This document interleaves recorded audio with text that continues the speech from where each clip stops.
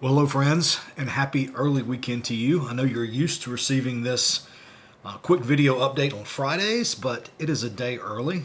That was done on purpose. I am out of town as you receive this, and I'm going to be away for a couple of days, traveling back home to celebrate a few weddings that I've been asked to be a part of. And so I leave you in great hands, and so I'm very grateful for all of you understanding, and we'll see you all next week. Just a couple quick reminders about things. Please, continue to bring in your everyday offerings as we get ready for Undy Sunday, which will not be this Sunday but next, with our United Women in Faith helping lead us in worship. And so continue to bring in your store-bought underwear for anyone, men, women, children.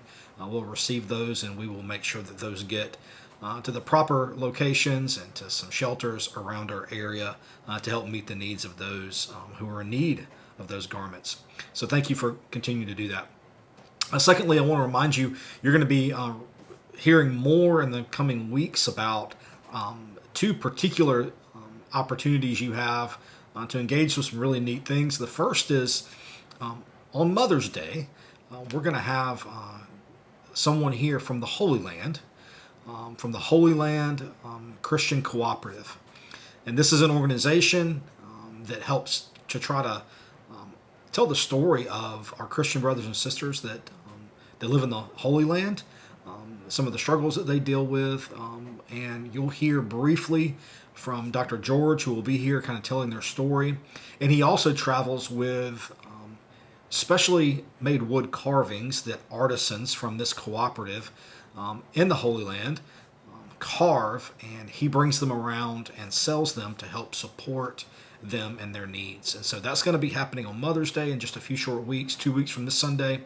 And so just know, if you want to look up the Holy Land Christian Solidarity Cooperative, I know that's a lot, but that's the Holy Land Christian Solidarity Cooperative. They'll be here on the 10th. And then on the 17th, we're going to have a quick little fundraiser to help support some of our children and youth that are going to be going to summer camp this summer at the Warren Willis Camp. You'll get an insert in your bulletin this week and next about ways that you can participate and bring a baked good or a casserole.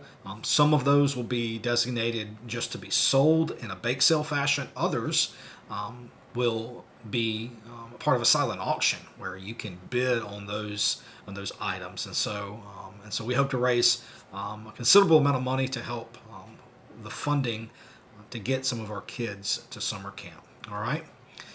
We will step back into our kind of teaching series, our theme that we are moving into this April and May, talking about places of tension, these sacred tensions.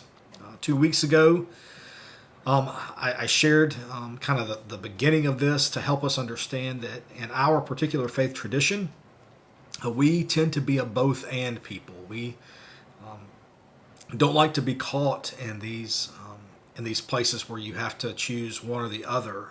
We tend to, in our faith tradition, hold the tension between particular things because we trust.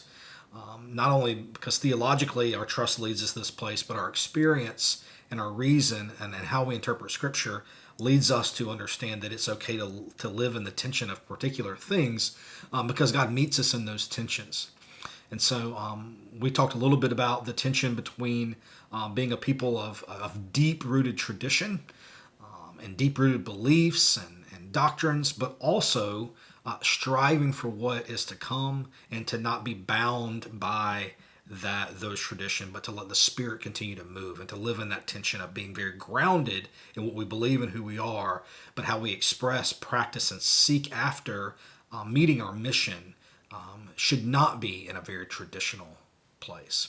And so Janet Allen will be leading our teaching time this year, and she's going to share with you some really beautiful stories and some understandings that come from that place of tension as well. And I'm excited that she was willing to step in. As many of you know, Janet served many years as a United Methodist pastor before the Lord called her to a different but equally as important line of work. And so I'm grateful for her and her family and all the ways that they love and support us here at St. Paul's. All right. So have a wonderful, wonderful weekend.